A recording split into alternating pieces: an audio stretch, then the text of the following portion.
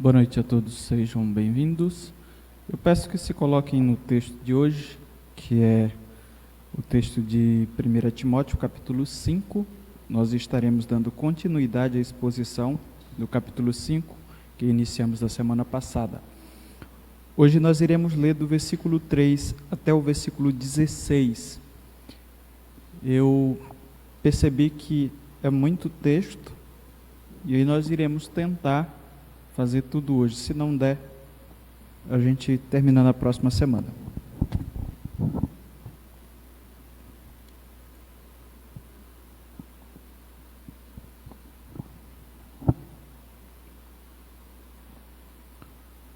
Mais uma vez, 1 Timóteo capítulo 5, do versículo 3 até o versículo 16.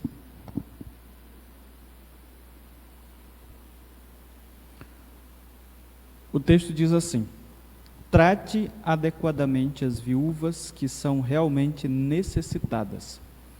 Mas se uma viúva tem filhos ou netos, que estes aprendam primeiramente a colocar a sua religião em prática, cuidando de sua própria família e retribuindo o bem recebido de seus pais e avós, pois isso agrada a Deus. A viúva realmente necessitada e desamparada põe sua esperança em Deus e persiste dia e noite em oração e em súplica, mas a que vive para os prazeres, ainda que esteja viva, está morta. Ordene estas coisas para que sejam irrepreensíveis. Se alguém não cuida de seus parentes, especialmente dos de sua própria família, negou a fé e é pior que um descrente. Nenhuma mulher deve ser inscrita na lista de viúvas, a não ser que tenha mais de 60 anos de idade, tenha sido fiel a seu marido e seja bem conhecida por suas boas obras, tais como criar filhos, ser hospitaleira, lavar os pés dos santos, socorrer os atribulados e dedicar-se a todo tipo de boa obra. Não inclua nessa lista as viúvas mais jovens, pois quando os seus desejos sensuais superam a sua dedicação a Cristo, querem se casar. Assim elas trazem condenação sobre si por haverem rompido seu primeiro compromisso. Além disso, aprendem a ficar ociosas, andando de casa em casa, e não se tornam apenas ociosas, mas também fofoqueiras e indiscretas, falando coisas que não devem. Portanto, aconselho que as viúvas mais jovens se casem, tenham filhos, administrem suas casas e não deem ao inimigo nenhum motivo para maledicência. Algumas, na verdade, já se desviaram para seguir a Satanás. Se alguma mulher crente tem viúvas em sua família, deve ajudá-las. Não seja a igreja sobrecarregada com elas, a fim de que as viúvas realmente necessitadas sejam auxiliadas. Nosso Deus e Pai, te agradecemos por tua palavra que mais uma vez está diante de nós. Te pedimos que tu nos conduza na compreensão correta desse texto, para que ele edifique a vida daqueles que já te servem e possa também, Pai, fazer com que aqueles que ainda não te servem, possam te servir a partir de então. Senhor nosso Deus, nós entendemos que a tua palavra, como ela mesmo diz, ela é viva e eficaz e mais cortante do que qualquer espada de dois gumes. Ela tem esse poder. E nós, neste momento, com as nossas cabeças baixas diante de ti, te pedimos que ela faça aquilo que tem que fazer em nossas vidas. É o que eu te peço, em nome de Jesus eu te agradeço, amém. Meus irmãos, semana passada nós iniciamos a exposição desse texto, conforme eu já falei para vocês, e meditamos apenas em 2 versículos, que foi o versículo 1 e o versículo 2. O texto fala sobre a igreja e o pastor Timóteo, e a igreja no sentido de que Paulo coloca aqui, o homem mais velho, a mulher mais velha, o jovem mais ou menos da idade do pastor, e a jovem também mais ou menos da idade do pastor Timóteo. E nós colocamos aqui para os irmãos que a visão de Paulo, a visão bíblica, mas principalmente a que Paulo transfere aqui nesse texto inspirado pelo Espírito Santo de Deus, é de que a igreja, uma igreja local, é a família do pastor. Nós fizemos algumas argumentações quanto a essa questão aqui, e ficamos de dar continuidade à exposição desse texto em um outro, ou nesse assunto que Paulo coloca aqui, que é a parte da vida social da igreja no sentido de práticas de caridade, poderíamos usar o termo dessa forma. Lembramos que esta igreja aqui é a igreja em Éfeso, que Timóteo está pastoreando, e dos vários problemas que se tinha aqui, que Timóteo estava enfrentando nesta época, existia esse que está diante de nós, que eram as questões sociais da igreja, as pessoas que eram necessitadas, principalmente esse grupo aqui, que era o grupo das viúvas. Inclusive, a gente até já citou aqui em algumas vezes a razão dos diáconos existirem. Eles começaram a existência, houve a necessidade desses homens existirem no contexto igreja, por conta da questão social, relacionada à questão das mulheres viúvas do primeiro século. Inclusive o próprio Tiago, irmão de Jesus, escreve e vai dizer que a religião verdadeira para com o Senhor nosso Deus seria visitar os órfãos e as viúvas. Era um grande problema social no primeiro século. E aí a igreja em Éfeso estava com esse problema, referente à quantidade de mulheres que estavam dependendo da igreja. Aqui o que a gente percebe é que Paulo não vai deixar a transparecer, e a gente com certeza entende que não é o problema da igreja, o fato da igreja estar desassistindo essas pessoas. O problema aqui é que a igreja estava sobrecarregada com o número de pessoas que estavam sendo assistidas. A igreja entendeu desde cedo que tinha essa responsabilidade social para com aqueles que faziam parte dela. Então Paulo provavelmente soube que a igreja estava fazendo a sua parte, só que a igreja estava fazendo mais do que a sua responsabilidade. Existia uma sobrecarga sobre aquela igreja, a igreja em Éfeso. E essa sobrecarga estava gerando alguns problemas. A não observação dessa sobrecarga sobre a igreja estava gerando alguns problemas, que era o problema da imoralidade referente às mulheres que eram viúvas novas. E o texto em si vai nos falar sobre isso. Então ele escreve aqui, de uma forma detalhada, para Timóteo, para que Timóteo resolvesse o problema. Mais uma vez, o problema não era que a igreja tinha uma visão de que não iria dar assistência para essas pessoas. Desde cedo, a igreja entendeu isso. Eu já pregando sobre outro texto, disse que a igreja herdou do contexto judaico essa ideia de dar assistência, mas a igreja foi muito mais além do que o contexto judaico. E aqui o que a gente vê é que havia um certo abuso por parte de algumas pessoas. E Paulo vai dizer, não é bem assim, Timóteo, leve a coisa para esse rumo aqui, observe esses detalhes para que, de fato, as coisas funcionem da forma correta. Então, o que a gente pode meditar sobre esse texto aqui é o seguinte, que é fundamental que o líder cristão cuide das necessidades de seu povo. Nesse caso aqui, o apóstolo Paulo está colocando as necessidades práticas, as necessidades, eu diria que físicas dessas pessoas no sentido financeiro.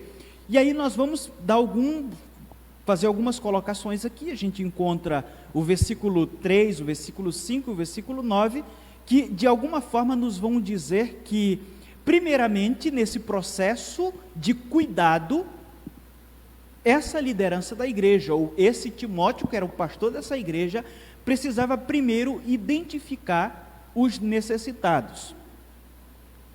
Eu acho interessante que, atualmente, se fala muito sobre a questão de assistência social no contexto igreja, Eu já ouvi muitas pessoas criticando a igreja quanto à questão de que a igreja arrecada dinheiro e que deveria ajudar os pobres. Na verdade, eu sempre digo para as pessoas o seguinte: a igreja sempre faz, ela sempre entendeu que deveria fazer, ela deveria dar assistência às pessoas. Mas você precisa entender primeiramente que a responsabilidade de dar assistência às pessoas é do Estado. É o Estado que arrecada impostos para gerar, de alguma forma, o bem-estar da população. Nós não podemos esquecer disso, porque às vezes as pessoas acham que a responsabilidade é unicamente da igreja. E eu digo para as pessoas, a igreja faz, por quê? Porque aquele que se encontrou verdadeiramente com Cristo entende que as bênçãos que Cristo lhe deu precisam ser compartilhadas com as outras pessoas. A igreja faz de forma voluntária, mas quem é responsável de fato por dar assistência às pessoas é o Estado, que recebe das pessoas para fazer isso. Nós não podemos esquecer, porque às vezes eu vejo por aí algumas notícias, por exemplo, alguns eventos que viram notícias. Uma certa vez um pastor foi para a mídia, levaram ele para a mídia porque as doações que os irmãos, os fiéis, davam na igreja, ele utilizava para construir casas. E as pessoas, nesses tempos agora, isso se tornou notícia no Brasil. Vários jornais falaram sobre isso, como sendo aquele cidadão como o verdadeiro representante da religião. Isso é louvável, só que nós não podemos esquecer desse fato. O fato que nós precisamos colocar é a responsabilidade primeira de dar assistência às pessoas é o Estado. A igreja faz porque entende que o relacionamento com Deus, o relacionamento genuíno, nos impulsiona a fazermos isso, a compartilharmos as bênçãos que Deus tem nos dado com as outras pessoas. E isso acontece de forma voluntária. A igreja, no primeiro século, entendeu dessa forma. Ela entendeu que tudo era de Deus e, por isso, ela deveria colocar diante dos necessitados. Olhem só, os primeiros, eu já falei aqui, vou repetir, os primeiros oficiais escolhidos pela igreja tinham o dever de cuidar das viúvas, já comentei, isso de acordo com Atos capítulo 6, versículo 1. Inácio de Antioquia, é interessante que cite-se Inácio de Antioquia e não Inácio de Loyola, que eu acho que está no inferno, por algumas questões que eu já li sobre ele, principalmente sobre o assassinato de judeus que ele orquestrou. Inácio de Antioquia, que era um pai da igreja, disse assim: não descuidem das viúvas, sede suas guardiãs no nome do Senhor. Então, esse era um pensamento que não está aqui na Bíblia, só que Inácio é uma figura importante no contexto igreja do final do primeiro século para o segundo século. Tiago afirma: a religião que Deus, o nosso Pai, aceita como pura e imaculada é esta: cuidar dos órfãos e das viúvas em suas dificuldades e não se deixar corromper pelo mundo. Tiago capítulo 1, versículo 27. Por que Tiago faz essa afirmativa? Por que Paulo fala sobre isso aqui? Uma das questões que nós precisamos considerar é que no primeiro século não havia INSS. Então, o provedor da casa morreu, a mulher ia ficar com uma penca de crianças e ela tinha que se virar para cuidar dessas crianças, porque o Estado não tinha nenhum tipo de assistência. Então, por isso é que Tiago, ao citar o cristianismo prático, vai dizer que aquele que é cristão manifesta a sua religiosidade de forma genuína, cuidando dos órfãos e das viúvas, que seriam as pessoas mais necessitadas do primeiro século, principalmente no contexto igreja. Nós precisamos lembrar também que esta passagem faz parte de uma série de conselhos que Paulo deu a Timóteo, ou conselhos que ele deu a Timóteo. Como o jovem pastor Timóteo deveria se relacionar e agir com vários grupos. Nós falamos semana passada, vamos repetir, com os anciãos, falamos, tanto homens quanto mulheres, jovens, mulheres idosas, mulheres moças. Aqui em particular, nós podemos perceber que um grupo de viúvas estavam sendo pesadas para a igreja. O problema é esse. O problema, mais uma vez, não é a falta de assistência. A igreja sempre entendeu que ela tinha isso como responsabilidade. E se alguém decidir hoje estudar sobre assistência social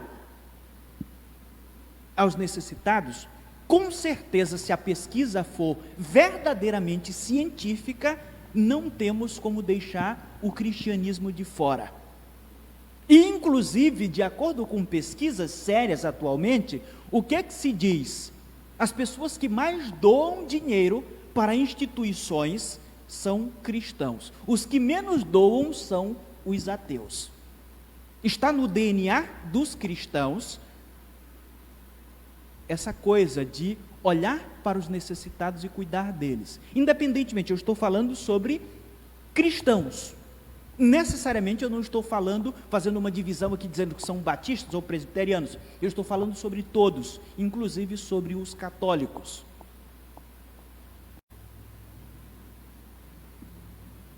O texto está falando que algumas dessas mulheres estavam recebendo assistência sem merecer, enquanto que as que realmente necessitavam não estavam sendo assistidas como deveriam. Então, o que Paulo está pensando aqui? Está se fazendo uma divisão geral. Quem não merece está recebendo, e quem realmente tem necessidade não está recebendo como deveria.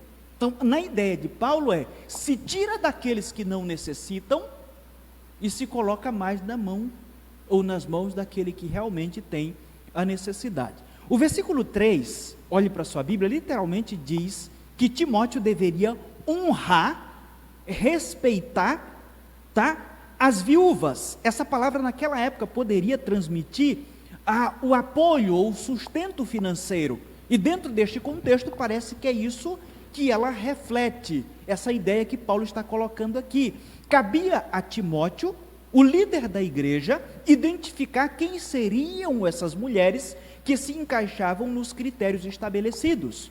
E aqui cai por terra aquela ideia de que a igreja tem que ajudar todas as pessoas que chegam ali e dizem que estão precisando de alguma coisa. Às vezes se tem essa ideia de que os crentes têm, eu diria que a obrigação de ajudar aqueles que necessitam. E nesse sentimento de que nós somos obrigados, passa-se a ideia de que nós não devemos observar os critérios, de que de fato aquela pessoa precisa ou não. O cara chegou aqui, contou uma história bonita. Na verdade, a gente já tem percebido que existem histórias aí que são recontadas, às vezes com um requinte de choro ou de lamentação, mas na verdade faz parte da mesma mentira.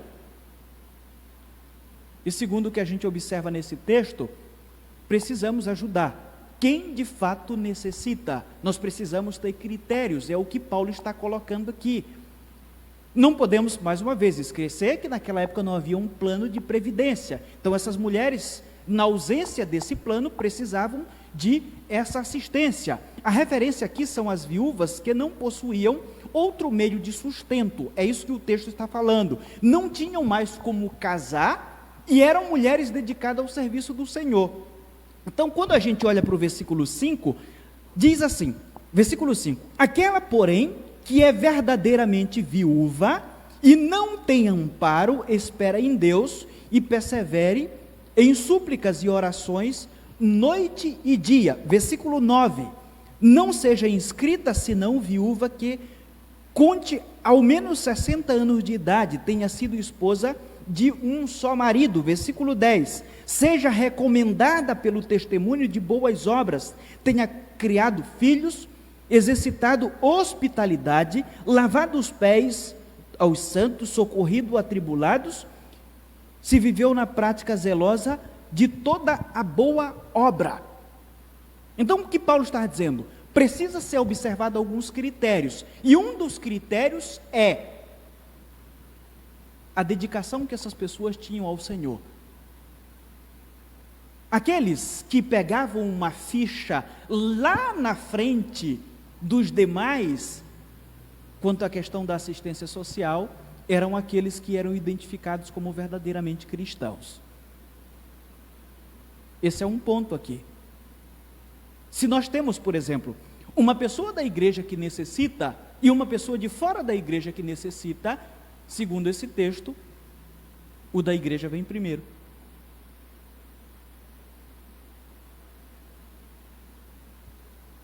O da igreja vem primeiro. Neste caso aqui, Paulo está dizendo, observe primeiramente esses critérios. Aquelas que são verdadeiramente convertidas, e observe também a idade. Ela não tem mais condições de gerar nenhum tipo de renda, porque já está idosa. Então, essa pessoa deve ser inscrita. Possivelmente, por conta de tudo o que estava acontecendo na igreja de Éfeso, Paulo é muito enfático sobre a natureza espiritual da viúva, que deveria ser assistida. O versículo 5 diz que a viúva necessitada coloque sua esperança em Deus e persevere nisso. Aí o versículo 9 que a gente leu sugere que havia ou seria feita desde então uma lista ou um arrolamento de viúvas que realmente necessitavam da assistência. Então Timóteo, como líder da igreja, precisava ter esse controle. Então vamos fazer um controle de pessoas que de fato precisam. Não é assim, chegou, então vamos lá, vamos fazer as doações para as pessoas, porque elas chegaram e disseram que estão precisando. Não é bem assim. Quando se trata da idade das viúvas aí, que ele sugere, Paulo é bem judaico. Paulo era um cristão, Paulo era um romano, mas antes de tudo, ele foi criado no contexto judaico, ele era judeu, ele era um rabino. Os judeus acreditavam que a velhice iniciava aos 60 anos, e aí Paulo observa esse destaque aqui. Timóteo deveria também considerar outros aspectos importantes, que são os que foram descritos no versículo 10, o testemunho público das viúvas. Aqui ele lista algumas características que cremos que foram apenas para exemplificar as qualidades espirituais dessas mulheres, que deveriam ser assistidas pela igreja. Com certeza entendemos que elas tinham outras qualidades, mas ele colocou essas que faziam com que elas se sobressaíssem naquele contexto. Todas essas características nos chamam a atenção para o seguinte fato: todas as qualidades descritas é que recomendavam essas mulheres para pertencerem a essa lista. Então, primeiramente, Paulo diz a Timóteo: identifique quem são as pessoas verdadeiramente necessitadas. Tá? Identifique. O modo de identificar essas pessoas são cristãs de verdade. Elas não estão se aproveitando da igreja. Elas não estão sendo, o objetivo delas não é serem pesadas à igreja, e a igreja vai se preocupar com esse grupo, enquanto outras pessoas que necessitam vão ficar de fora.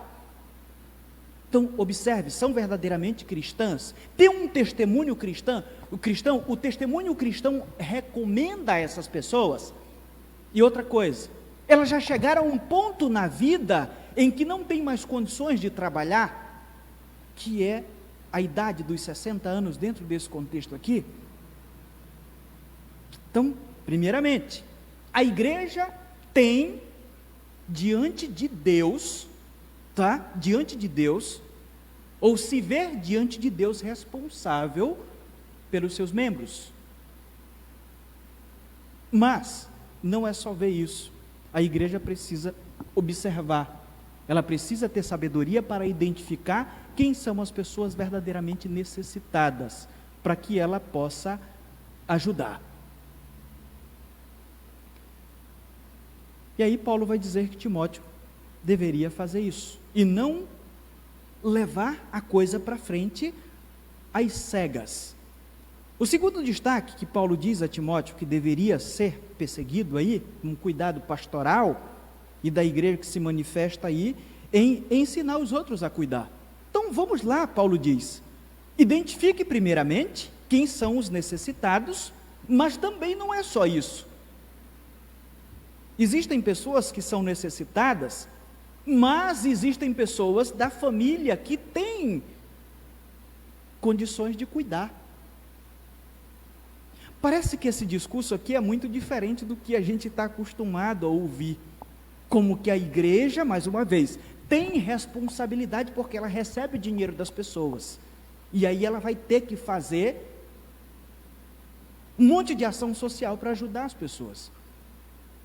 Mais uma vez, a igreja não é obrigada a fazer isso. Ela faz porque entende que o seu relacionamento com Deus impulsiona que ela faça isso. Nós não estamos negando aqui ou fazendo um discurso de que está errado a igreja ajudar as pessoas ou que ela não deve ajudar.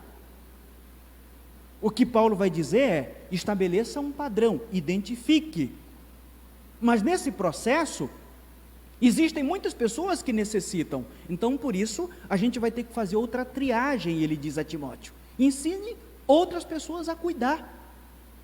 E aí nós olhamos para o versículo 4. O que o versículo 4 diz?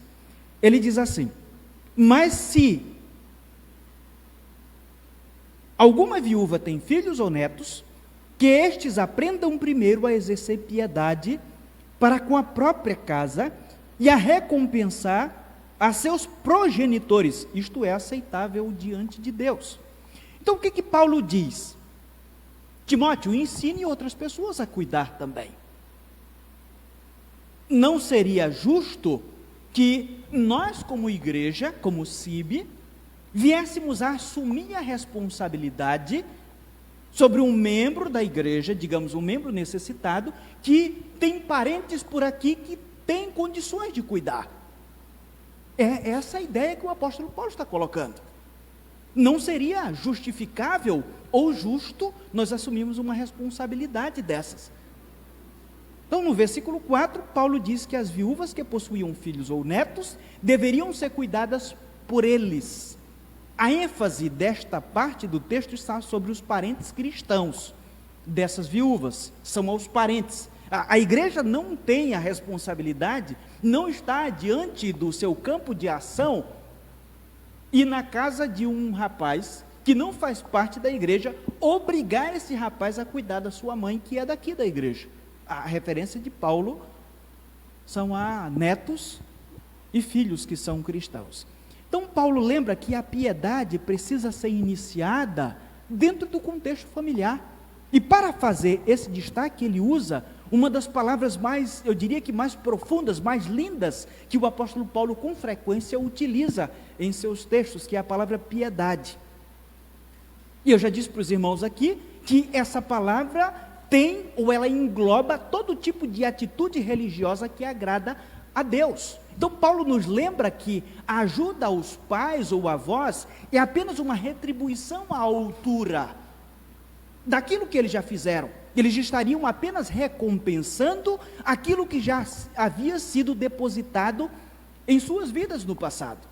Um neto que está ajudando um avô ou uma avó, um filho que está ajudando o pai ou a mãe, na verdade, está apenas retribuindo aquilo que foi depositado em sua conta. É essa a ideia que o apóstolo Paulo transmite. E isso verdadeiramente é ser religioso diante de Deus. Isso é verdade no contexto familiar e também é verdade no sentido espiritual, porque tudo aquilo que fizemos ou fazemos pelos outros já foi depositado por Deus em nossa conta lá no Calvário através de Cristo. Também isso vale. Em um forte contraste com as viúvas, cujo testemunho público falava em alta voz, que é essa ideia que Paulo transmite aqui, os que não cuidavam das necessidades dos seus negavam a fé e eram piores do que os incrédulos, é o que Paulo diz aqui, porque tanto judeus quanto gentios cuidavam dos seus familiares naquele contexto. E parece que havia alguns irmãos da igreja que pensaram assim: Já que a igreja, desde a sua origem, tem manifestado essa responsabilidade espiritual de cuidar dos necessitados, então, da minha mãe ou da minha avó, a igreja vai cuidar e eu vou viver a minha vida tranquilo. E Paulo diz, não, não é assim. Timóteo, primeiramente, não são todos os que devem ser ajudados pela igreja. Identifique. E outro ponto, a igreja não deve se responsabilizar por alguém que tem um membro na igreja, da igreja que é parente e que tem condições de cuidar.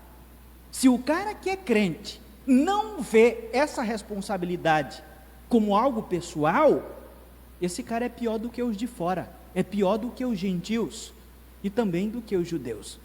Por que Paulo estava dizendo isso? Ele está escrevendo a uma igreja que estava no contexto Grécia, mais uma vez, a cidade de Éfeso. Olhem só o que a lei grega da época de Solon, que foi um famoso estadista grego, legislador e poeta, diz: estabelecia que os filhos e as filhas não só estavam moralmente, mas também legalmente obrigados a sustentar os seus pais. Qualquer que se negasse a cumprir com esse dever, perdia os seus direitos civis. Os gregos sabiam disso. Foi estabelecido como lei: se não cuidar do pai ou dos seus pais, perde-se os seus direitos civis. Demóstenes, outra figura importante desse contexto, diz: considero que o homem que nega seus pais não é crente e é odiado pelos deuses, assim como pelos homens. Os gentios diziam isso, mas existiam alguns irmãos na igreja de Éfeso do primeiro século que estavam colocando a responsabilidade da igreja, ou a responsabilidade pessoal, para os demais membros da igreja.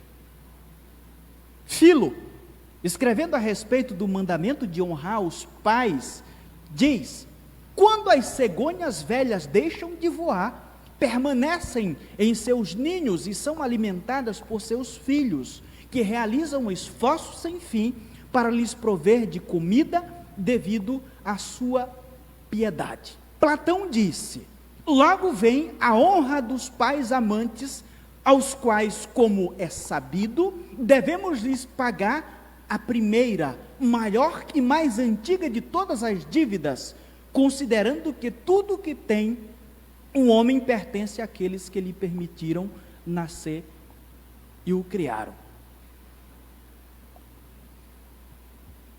Você chega com um pai maranhense, e geralmente para aquele que abandonou o filho,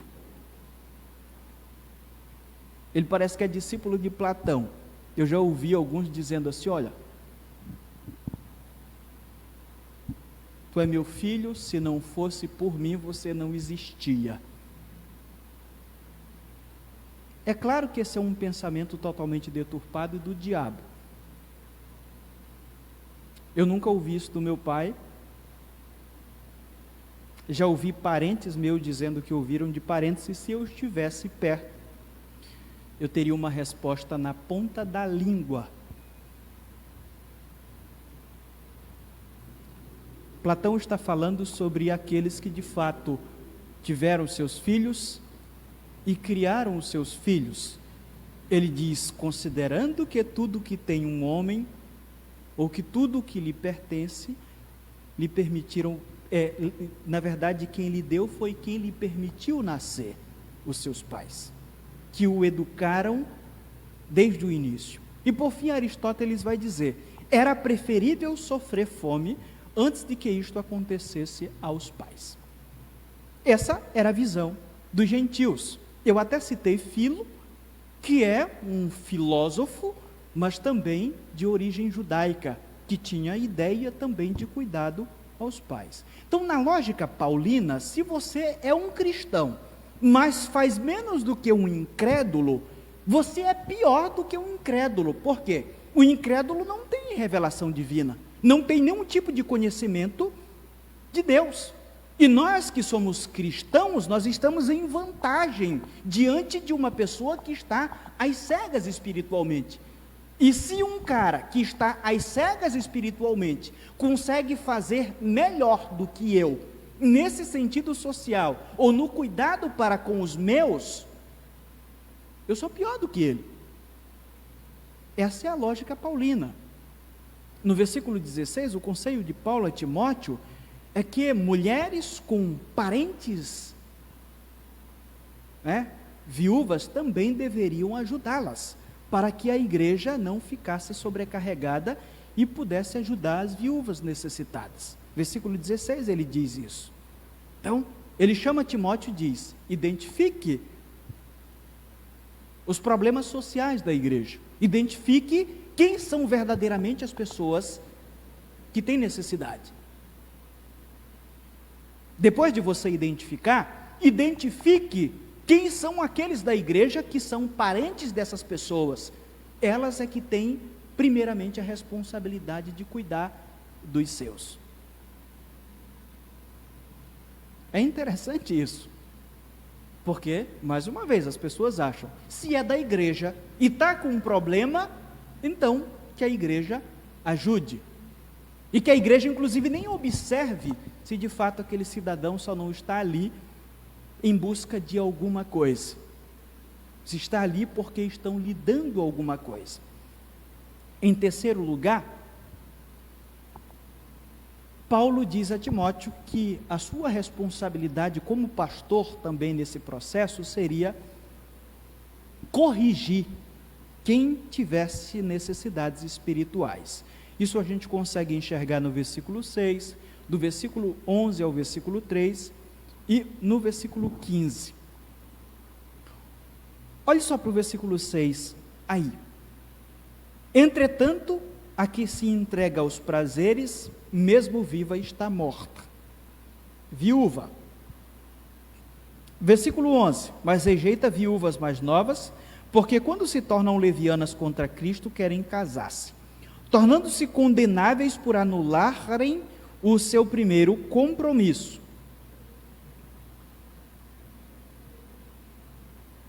Versículo 13. Além do mais, aprendem também a viver ociosas, ou de forma preguiçosa, andando de casa em casa, e não somente ociosas, mas ainda tagarelas, intrigantes, falando que não devem, fofoqueiras.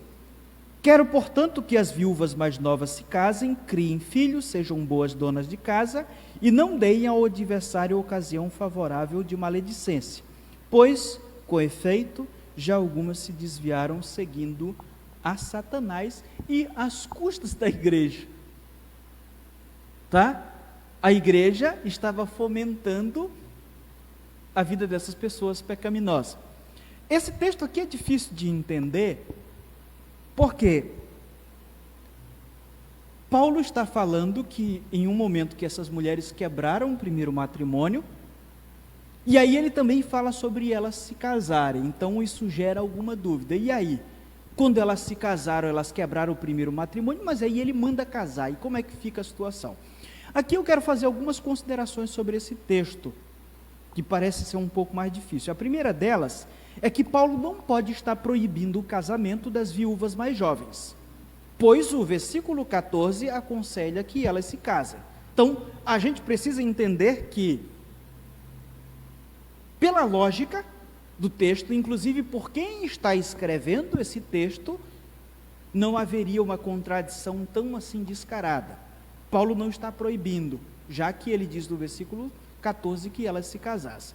A segunda questão que eu quero levantar aqui é que a possibilidade de viúvas jovens, logo depois que os seus maridos morriam, assumiam um pacto de que não se casariam mais.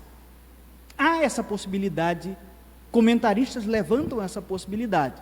A mulher ficou viúva jovem, eu não vou nem colocar a idade da Leoneide aqui, 35 anos, ela ficou 35 anos, ela ficou viúva. E aí o que acontece? Ela faz um juramento diante de Deus e diante da igreja que não vai casar mais. Mas depois aparece um cara com o olho puxado, geralmente procura alguém que é semelhante, é assim que funciona a coisa. E aí de repente ela decidiu casar, ela deve estar rindo agora em casa, pronto, não sei se eu entro hoje. Aí decidiu casar. Há essa possibilidade de, Paulo está falando sobre isso, de que essas mulheres fizeram um voto e depois elas rompiam o pacto diante de Cristo. Então há essa possibilidade para ele poder estar falando sobre isso aqui. O terceiro destaque que eu quero fazer é que as viúvas mais jovens não deveriam entrar na lista de ação social da igreja, porque estavam trocando Cristo, que seria outra possibilidade, por homens descrentes, e assim quebravam seu pacto com ele, conforme os versículos 11 e 12 colocam. Então, de alguma forma, havia um problema ali, e o que parece que fica muito mais claro é que essas jovens viúvas, sendo sustentadas pela igreja, não estavam trabalhando, e segundo o que dizemos no Maranhão, mente vazia, oficina do cão. Elas estavam vivendo na ociosidade, perambulando de casa em casa com o seu dinheirinho garantido, estavam vivendo como o diabo gosta, principalmente na prostituição. Aqui fica muito claro que se relacionar com alguém fora de Cristo significa quebrar o pacto com Cristo. Esse texto aqui deixa isso muito claro. Naquela época era praticamente impossível que uma mulher solteira ou viúva ganhasse a vida honestamente.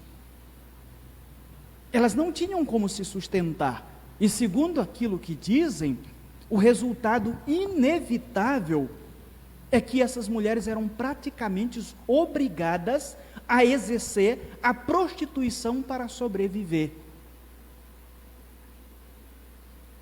E parece que esse já era um costume cultural. E mesmo sendo assistidas pela igreja, algumas caíram nessa vida. Outro fato é que as viúvas novas, vivendo às custas da igreja, sem nada para fazer, mais uma vez, estavam andando nas casas, estavam fazendo, se importando com aquilo que não era da conta delas, estavam dando problema para a igreja, porque a fofoca rolava solta ali. E aí Paulo escreve a Timóteo e diz: arrume isso também. Essas mulheres, além de estarem vivendo no pecado, estavam incentivando outras a viverem no pecado por conta de suas vidas. Então o jovem pastor Timóteo deveria fazer essas correções. Correção, nós precisamos entender, também é cuidado pastoral. Então Timóteo deveria fazer isso. E por último, versículo 14. Infelizmente o texto, Paulo vai no assunto, ele volta, e a gente quebrou a ordem do texto. Ele diz, versículo 14: quero, portanto, que as viúvas mais novas se casem, criem filhos, sejam boas donas de casa, e não deem ao adversário ocasião favorável de maledicência. Então o que a gente percebe nesse texto aqui, mais uma lição para nós, é que o cuidado desse pastor Timóteo, assim como dos pastores que estão sendo vocacionados por Deus, é que eles também precisam, além de corrigir algumas questões, eles precisam direcionar o povo de Deus na direção correta. Então nós temos aqui Paulo dizendo a Timóteo, além dessas coisas que você deve fazer, que eu disse que você tem que fazer, identificar os necessitados, identificar quem tem responsabilidade para cuidar dos necessitados, e assim por diante, você também precisa direcionar o povo de Deus na direção em que eles têm que andar. Então aqui nós temos Paulo dizendo no versículo 14 que ele deveria dizer para aquelas mulheres, ou direcionar as mulheres a casarem. As leis e os costumes judaicos aceitavam como permissível e desejável o casamento de viúvas, não havia uma proibição sobre isso. Nós temos um grande exemplo, que é conhecido, eu acho que por nós todos, é que Davi casou com uma viúva. Das suas 8 mulheres, uma era viúva. chamada Abigail, esposa do falecido Nabal. Um exemplo, quando a gente olha para o Antigo Testamento, e que o Antigo Testamento prescreve a questão do casamento do sacerdote, o texto dizia que ele deveria se casar com uma virgem ou com uma viúva, mas que fosse uma viúva de um outro sacerdote. Então já se dá a ideia de que até mesmo para o sacerdote, embora fosse a viúva de um outro sacerdote, até mesmo esse homem que era considerado santo, aquele que entrava no Santo dos Santos, poderia se casar com uma viúva. Então, era permissível, era requerido apenas algumas questões, como por exemplo, a de que a viúva esperasse um determinado tempo para ver se não estava grávida do falecido. Antes dela se casar, ela deveria ter um tempo para esperar. De repente o falecido deixou a mulher grávida e ela não sabe, então o cara casava e isso ia dar problema. Então existia esse ponto, só pode se casar a partir de um determinado tempo. Outros grupos judaicos consideravam uma virtude a abstinência do segundo casamento para uma viúva. Paulo parece que considera também esse fato, mas ele também se importa com a questão das necessidades físicas que essas mulheres tinham, tanto a necessidade do corpo em si, quanto a questão de que um outro marido crente poderia cuidar da questão financeira daquela mulher. Então, este último conselho de Paulo a Timóteo está diante de nós, um conselho fundamental que iria evitar uma série de problemas que já estavam acontecendo na igreja. Então, Paulo, mais uma vez, preza pelo testemunho cristão, quando ele coloca isso aqui, mais uma vez o texto. Quero, portanto, isso aqui é uma conclusão, diante de tudo aquilo que ele falou, ele está concluindo com esse portanto, que as viúvas mais novas se casem, criem filhos, sejam boas donas de casa e não deem ao adversário ocasião de maledicência. A ideia que está no texto aqui é que essas mulheres deveriam prezar pelo testemunho cristão. A palavra testemunho em grego nunca foi usada na Bíblia como nós utilizamos hoje, com frequência. Como é que a gente utiliza? O cara não valia nada, e aí ele foi convertido. E aí de repente ele chega com o pastor e diz: pastor, no próximo domingo eu quero dar o meu testemunho lá na igreja. E aí ele vem aqui e fala, e dá o seu testemunho. Isso se tornou febre, eu acho que na década de 90, inclusive, existiam pessoas que viajavam o Brasil todo contando o testemunho. Existiam pessoas famosas, aqueles que viveram, que são dessa época aí, que já viviam no contexto de igreja, sabem do que eu estou falando. Por exemplo, o cantor Matos Nascimento ficou famoso, além de ter cantado, eu acho que ele tocava um instrumento nos Paralamas do Sucesso, inclusive se você procurar na internet, tem ele com uma calça bem no umbigo, tocando ainda com o Viana, a galera toda. A gente tem o irmão Lázaro, que ficou famoso já nesses tempos modernos, por conta do testemunho, e também tem o Tales. Pessoas que diziam assim, eu virei o diabo lá no mundo, eu era cavalo do cão, ou qualquer coisa assim, agora eu sou crente. Alguns até contam essas coisas como um certo triunfo, a gente percebe. Muitas dessas pessoas ficaram famosas através do testemunho que elas passaram a transmitir no nosso Brasil. No contexto bíblico, a palavra não é utilizada nesse sentido, ela se refere ao comportamento que os cristãos demonstravam com suas vidas ao mundo e à comunidade cristã, no sentido de pregar com as suas vidas. A Bíblia, quando se refere ao testemunho cristão, está se referindo ao comportamento que eu tenho, e não a testemunhar que eu era o filho do diabo lá no passado e o que eu fazia. Às vezes a gente vai trocando essas coisas. Infelizmente, a gente resumiu essa palavra a um evento em que esse cidadão vai dizer como é que ele era, e muitas vezes com o peito cheio, ou para falar sobre a sua vida de vitória. A direção certa, a gente precisa entender. o conselho certo do pastor, o líder cristão, previne o pecado no meio do povo de Deus e zela profundamente pelo testemunho cristão. É isso que Paulo está dizendo a Timóteo, é isso que ele deveria fazer aqui em última instância. E essa é uma ênfase muito forte nas epístolas paulinas, a correção dos problemas por causa do testemunho cristão. Primeiramente, no próprio contexto igreja, e também de fora dela, como as pessoas estão nos vendo. Eu quero fazer algumas considerações para a gente concluir. A primeira delas é, sem dúvida, na época do Novo Testamento, ou da igreja do Novo Testamento, a classe das viúvas era a que mais necessitava de cuidados. É por isso que nós citamos o texto mais prático, eu diria, que é o texto de Tiago, dizendo que a religião verdadeira seria visitar os órfãos e as viúvas. É por isso que nós temos praticamente um capítulo da Bíblia nas pastorais, falando como se deveria cuidar desse grupo social da igreja. Por isso nós temos esta passagem e outras voltadas ao cuidado dessas mulheres. Hoje as viúvas não precisam de tanto cuidado assim como precisaram no primeiro século, por conta de que não tinham assistência social. Algumas conseguem ter essa assistência financeira depois que os seus maridos partem, mas o princípio continua.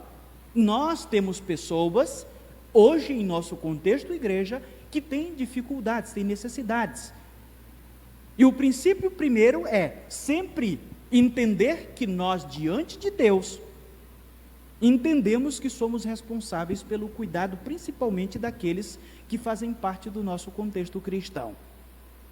Mas não é só entender que nós somos responsáveis diante de Deus, nós precisamos identificar aqueles que têm necessidades. E a Bíblia estabelece esse princípio. Nós precisamos identificar. Os cristãos do nosso século continuam com necessidades. Para isso nós precisamos ser sensíveis para identificar essas necessidades. É o que Paulo está colocando aqui e o que nós podemos concluir desta passagem. E eu acredito que, olhando dessa forma, com certeza nós iremos saber agir, porque a palavra de Deus nos direciona diante de tudo aquilo que nós vivemos. Baixemos as nossas cabeças e vamos orar ao Senhor. Nosso Deus, a Tua palavra está diante de nós. É claro, muito claro, aquilo que a Tua palavra estabeleceu, na verdade, desde o Antigo Testamento, que aqueles que têm, que possuem algo e que Te servem, precisam olhar para aqueles que necessitam. Inclusive nós já falamos sobre isso na exposição que fizemos de Marcos, quando os discípulos de Jesus entraram em uma seara que não era deles, e que havia leis que previam esse tipo de situação, principalmente por causa do cuidado com aqueles que necessitavam. A igreja desde o início entendeu, inclusive o livro de Atos vai nos dizer que os teus servos entenderam tanto que venderam, se desfizeram de suas propriedades e colocaram diante dos apóstolos para ajudarem os necessitados. O cuidado social dos necessitados é algo que sempre esteve fazendo parte da vida da igreja. Nós entendemos que todo aquele que verdadeiramente teve um encontro com Cristo, olha para os outros com um olhar de misericórdia, de compaixão. Isso faz parte do cristianismo que nós vivemos. No primeiro século havia essas pessoas com essas necessidades. Hoje nós temos pessoas com outras necessidades. Mas entendemos que diante da Tua palavra, continuamos, Senhor, com uma responsabilidade diante de Ti, e não diante do mundo. A nossa única responsabilidade é com o Senhor, com aquele que nós servimos. aquele que nos deixa claro de que quem dá ao pobre está emprestando ao próprio Deus. Nós não queremos fazer nada para que o mundo veja primeiramente e ache alguma coisa de nós. Nós queremos primeiramente agir porque somos teus. Se o mundo olhar, que olhe como um resultado do relacionamento que nós temos contigo. Que nada que seja feito de nosso lado, de nossa parte, seja para mostrar alguma coisa, com o propósito de exaltação. Nosso Deus, que esse texto fique muito claro para nós, que possamos ter um olhar de misericórdia e graça para com as pessoas que estão em nosso meio, mas também que o Senhor nos dote de sabedoria para identificarmos quem são os verdadeiramente necessitados, para que nesse processo quem necessita não fique de fora por conta de alguém que na verdade está apenas montando em alguém, que está apenas com mal intenção. Eu também quero te pedir por último, Pai, que a cada dia Tu coloque diante de nós o sentimento de que nós somos primeiramente responsáveis pelos nossos parentes, que é um ponto que Paulo coloca como importante. Se nós somos cristãos, nós precisamos olhar para os nossos e cuidar deles. Esse é um resultado de quem verdadeiramente entregou a vida a Ti. Infelizmente é comum hoje muitas pessoas discursarem que querem mudar o mundo, mas não conseguem fazer nada, servir ninguém em seus lares. Nos ajude a começarmos por onde nós estamos, lá em nossas casas. Se nós queremos um mundo diferente, ou até mesmo uma igreja, que comecemos pelos nossos lares. É o que eu te peço em nome de Jesus, eu te agradeço, amém.